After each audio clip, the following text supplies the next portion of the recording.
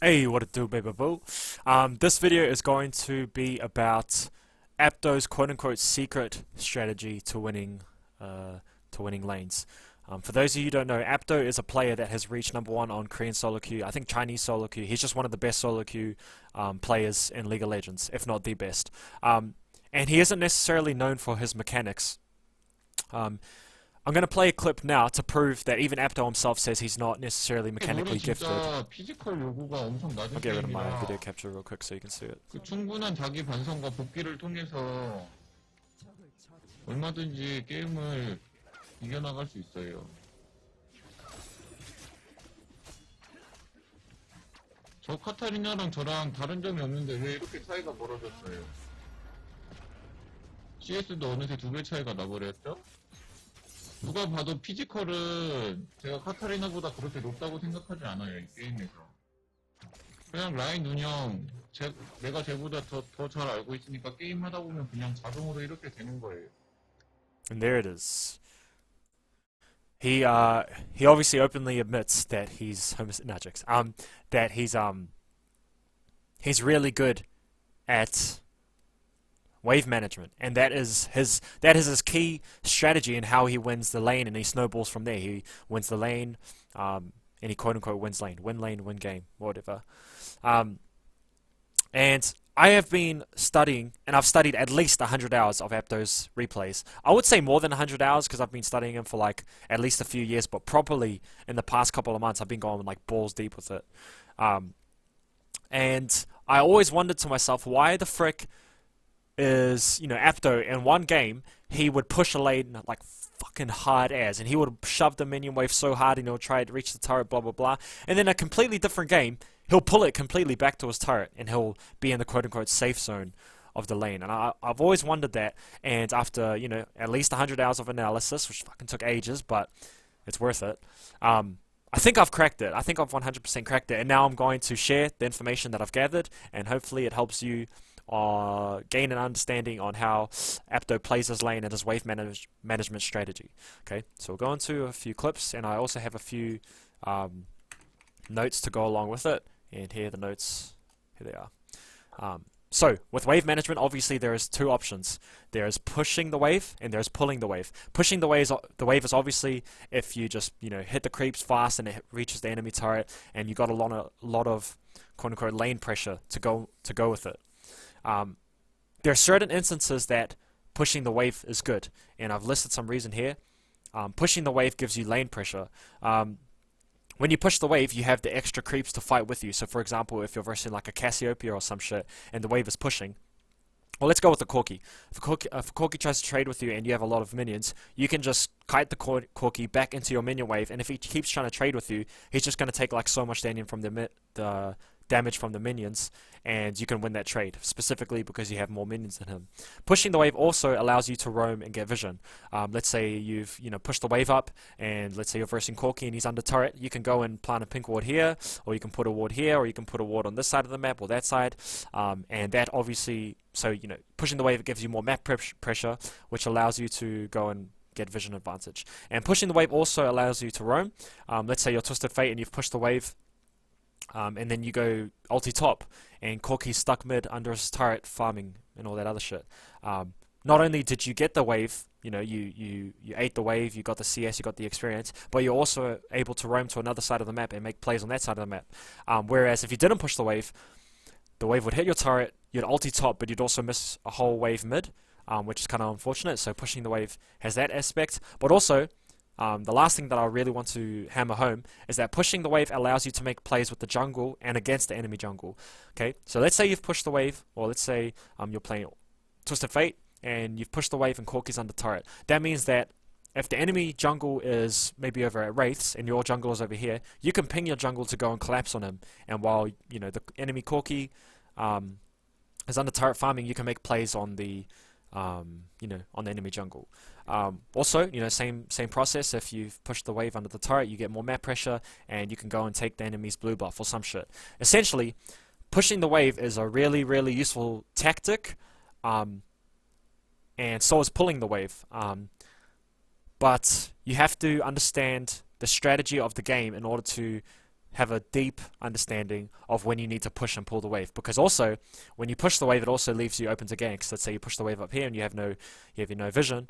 The enemy jungle can come and gank you or some shit. So that's the main thing, is that it kind of it harms your safety if you decide to push the wave.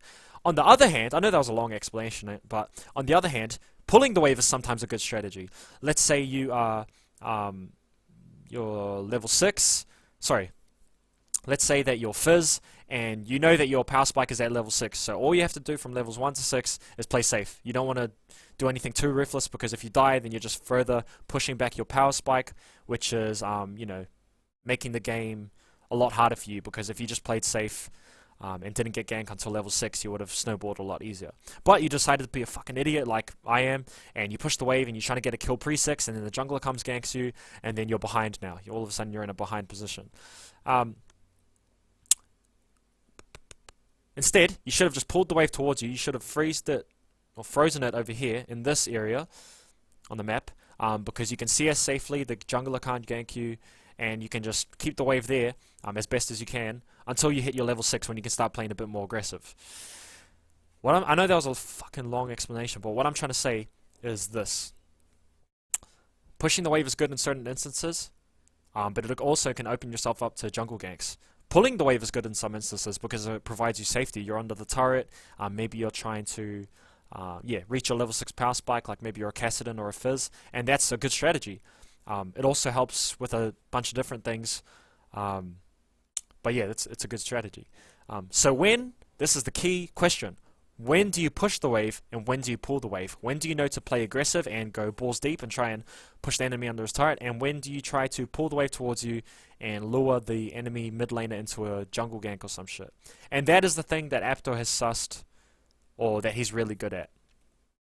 I'm going to play a few matchups here to give you an understanding, and then we'll sum up the essentials, and then we'll finish the video. In this video, it's Orianna versus Vladimir. In this particular matchup, Orianna versus Vladimir, obviously Vladimir, he can do a bit of damage and he can heal, so Vladimir's quote-unquote win conditions is to get the Q off on Orianna, especially the empowered Q, but still trying to stay out of range of her ball. Maybe she chucks the Q into the minions, and then you try and, if you're Vladimir, you try and get the Q off onto Orianna to get some damage done and to heal yourself. On the flip side, for Orianna's specific matchup, Apdo wants to keep him at bay, doesn't want him to come into Q range, and keep the ball like this, and harass him, get some auto attacks whenever possible, as long as you don't get Q'd. But that's his win conditions. Now, to play this matchup, I thought in my head, I thought, yeah, he's going to push the wave because he wants that wave pressure, and it happened exactly. This is how I know I've got a good understanding of what Apdo's matchups and his wave management is, because I'm guessing when he starts the game, I'm like, okay, I'm going to guess that he's going to push the wave this time, and then he does it. And then next time, okay, I'm going to guess he's going to pull the wave until this level, and then he does it. I'm like, okay, I get it now. So I'll show you some fucking examples of the game.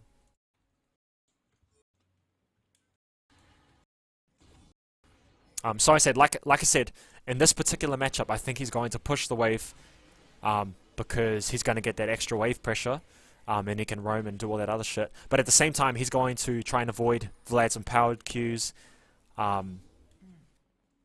and not trade with them. In this particular instance, this one right here, the reason why he went back and traded with him is because he knew that he was in range of Vlad's Q anyway, so he's like, okay, I might as well try and get some auto attacks in the Q off. Same thing, Vlad's coming up, so he's trying to avoid the Q, stay out of range, and then as soon as he uses it,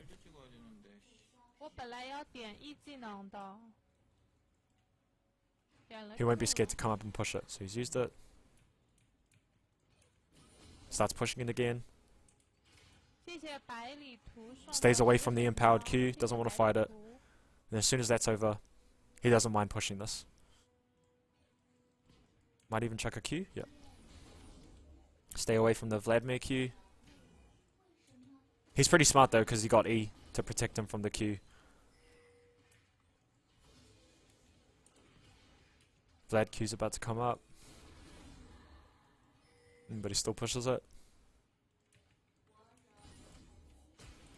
And look, perfect. Exactly what I said. When you push the wave, you are allowed to go and roam. Because Vladimir is under his turret, he can't do shit. So he can't help these guys. But because Oriana has pushed the wave, he's now got a free kill and he's got double buffs. So this is a perfect example of when it's good to push the wave. Vladimir has no CC to gank with. It's not like a Pantheon or some shit, or a Syndra. And so Oriana is susceptible to ganks, but not so much to the point where it's too much of a, where it's like a definite you should pull the wave, where he's versing like a Elise or some shit. In this particular matchup, he's pushing the wave because it allows him to go get map pressure, allows him to go get a jungle kill like he just did. He gets double buffs. Allows him to get vision advantage, but at the same time you have to remember that he's opening himself up to ganks, which as long as you understand jungle pathing and warding and all that shit, then you'll be fine. In another video, this is another one, I thought the same. I thought, he's gonna push the wave because it's not necessarily a one-sided matchup in this matchup TF versus Corki. It's more about who gets the wave pushing, who trades when it's advantageous for them, and all that shit. And I thought he's just going to heavy push the wave.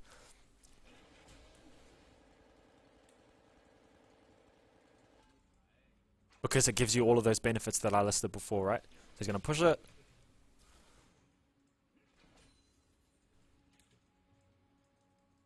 Wait till his W's up, go for the red card, I'm guessing. Yeah. Push the wave. Don't fight with Corki when he's trading like this. Push.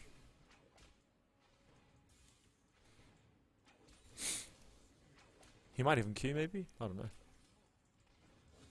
He might even miss a CS. No.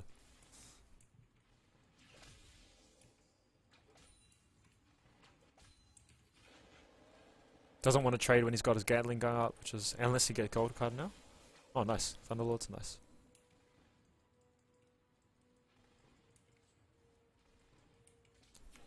Okay, but essentially, I'm just trying to teach you the wave. I'm not talking about trading and shit. All I'm saying is that when it's a one-sided matchup, like Vladimir, when it's like a quote-unquote even matchup, when it's like Vladimir versus Ori or TF versus Corki, it's good to push the wave because you get that extra pressure in the lane. You can go do other shit that I've mentioned 7 billion times. Just remember that, like I said, you open yourself up to ganks. So in certain matchups, when it's easy going, it's not necessarily one-sided, it's good to push it. But there's a completely different time to pull the wave, and that's the right strategy. For example, let's go over to Kassadin versus Syndra. This is him versus Faker. In this particular matchup, Kassadin wants to pull the wave right here because it allows him to farm safely, it allows him to be safe from ganks, and he's got the added safety of the turret, okay? Until he hits his level 6. As soon as he hits level 6, he's allowed to go balls deep. He's going to poke you whenever possible. The reason why he's hitting these minions here is because if he doesn't hit the minions, Syndra just can push it fast enough that the wave hits the turret, and if the wave hits the turret, then when the next wave comes back, they just reset over here, which isn't what you want. You want it to hit it right here. So, does that make sense? I hope that makes sense. See the wave's pushing. He'll wait for Syndra to Q, or Faker to Q. Then he might go for another hit. Okay, never mind, because the wave's coming. He'll just get traded on.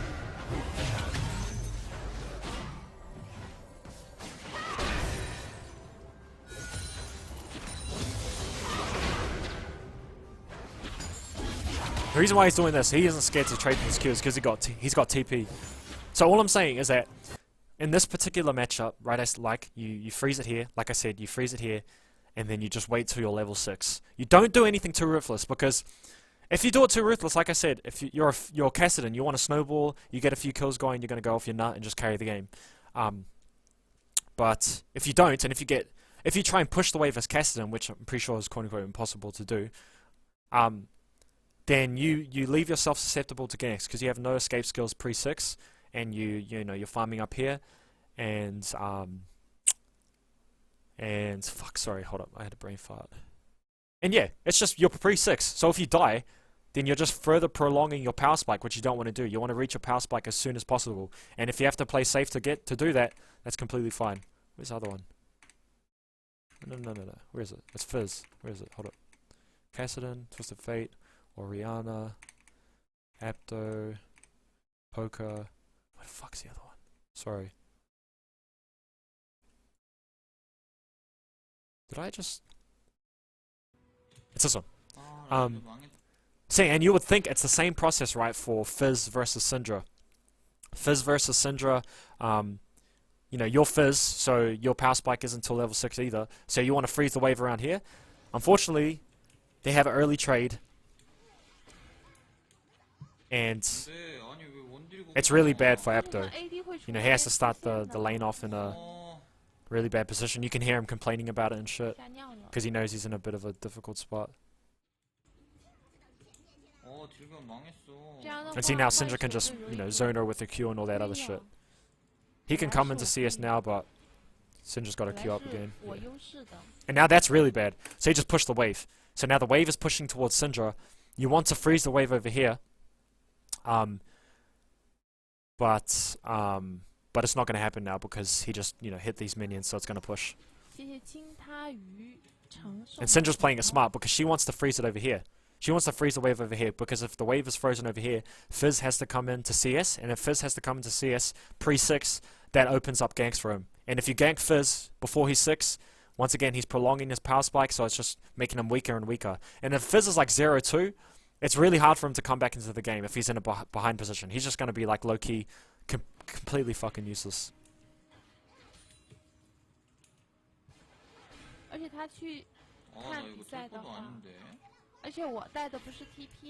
See, and he said the train. I'm legit low-key sure. I don't fucking speak whatever language they're speaking, but I'm legit low-key sure Apdo would have said something about I wish I had taken TP.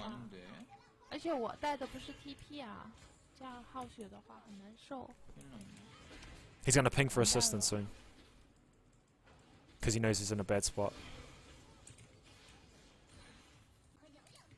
See, he knows he's in a bad spot. He knows this lane is pretty much low-key over. As long as Syndra plays it smart like she is now, she's not pushing the wave, she's letting it push towards her. She can zone Fizz from any CS. Fizz misses out on experience and gold. Syndra gains experience and gold, so it has a net effect, so it goes like this. And then you'll see Syndra snowballed off her nut. She plays the same game. Kind of lets it push towards her. I don't think she's been back yet, which is why she has no mana and shit. But in this instance, because she wants to go back, she wants to push the wave so it hits the turret, it resets back here, and then they can go back to square one. And then I think there's a part where, see what, look at this shit. So the wave's pushing towards Syndra, so that's good for her.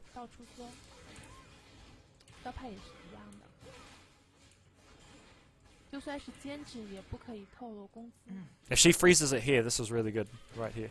I don't know if that's what she's going to try and do, or she might just push it. Oh no, because that's right, because he wants to go back, so obviously he wants to push it. She wants to push it. I don't even know if she pushed it, I might have just been wrong. He's not level 6, oh, he's Gucci. Oh, he's got the power spike, level 6 power spike. See, 1 kill now, he's so far behind. And then like 2 minutes later, Syndra roams top, gets double buffs. Oh look, he gets a kill on Ezreal. Roams top, he gets a kill here. Yeah. So, this is something that took me, honestly, like hundreds of hours of Apdo analysis to figure out. He always changed his strategy, or his tactics, so to speak, because that wasn't the strategy, it was a tactic.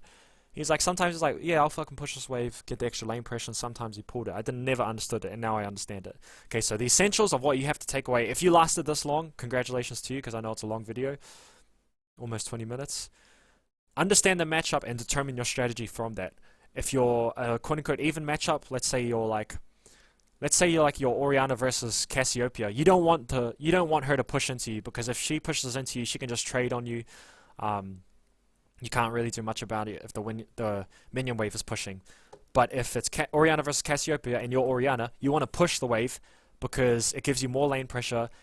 Or Cassiopeia has to come forward to CS, and if she, oh sorry, she has to come forward to trade, and if she does come forward to trade, you can do your QW, stand back, she has to try and hit you, and if she hits you, she's going to take minion damage. Same instances as like Orianna versus Malzahar, you can get the wave pushing because, you know, you just want that extra lane pressure, you want the minions to have more lane pressure, you want them to farm on the turret, so maybe they miss some CS, but at the same time, you open yourself up to jungle ganks, like I said. But then, in a completely fucking different game, you have a game where you're playing Fizz versus Syndra, like in this game. You don't want to push the wave, because if you push the wave and you're level 4 and then the enemy jungle come and ganks you, you're behind. You're honestly so far behind, and your Fizz who's supposed to snowball off your nut. And if you don't get snowballing, you're going to become low-key, quote-unquote, useless, especially if you're behind. It's like Evelynn. If Evelyn's 0 and 2, it's hard for her to come back into the game because she's an early to mid-game based champ. You're supposed to be able to use your invis to your advantage. Whereas if Sejuani's behind 0 to 2, it does suck, but you can still scale to late game because you scale off your nut. So the essentials is understand the matchup and determine your strategy from that. Ask yourself, is this an even matchup? Even matchup? If it is, it might be a good idea to push the wave because you want the extra lane pressure. Is it one-sided? For example, is it Kassadin versus Lucian? You're Kassadin and the enemy's Lucian. You don't want to push the wave because Lucian's mid lane laning phase is fucking ridiculous. So he can just trade on you. But if you pull the wave, you wait till you hit the level 6 power spike. You know that's an ideal strategy. Are you playing Fizz versus Cassiopeia? Same shit. Don't try and push the wave unless there's like an easy kill or some shit. Pull the wave towards you. If Cassiopeia comes up, just farm as best as you can. Wait for a jungle gank. Generally, getting the wave pushing is good because of the extra wave pressure. Just be careful for the jungle ganks. Sometimes pulling the wave is good. Fizz or Cass matchups, zoning from CS. For example, you saw Syndra over here zoning Fizz from the CS because Fizz 1 to 6 kind of sucks, and Syndra 1 to 6 is pretty safe. So she made use of that because the wave was pushing towards her. She stood in front of it. Fizz can't really do anything. You just zone Fizz from the CS and the gold and the experience, and you have like a fucking one-sided matchup. You've already won the lane. And also letting the enemy kill your CS, similar to here. The wave's pushing towards you and you want them to miss a bit of CS and you can't push the wave fast enough to hit the turret, you can just let the enemy CS kill your wave and they're still missing out on CS and gold. I'm going to end this video here. I know it was fucking long and in-depth and shit. And if you made it to the end, then congrats. If you have any questions, just let me know and I'll do my best to answer them. But yeah, hopefully you enjoyed this video. Have a good day. I love you. Stay beautiful. Shana Ducks.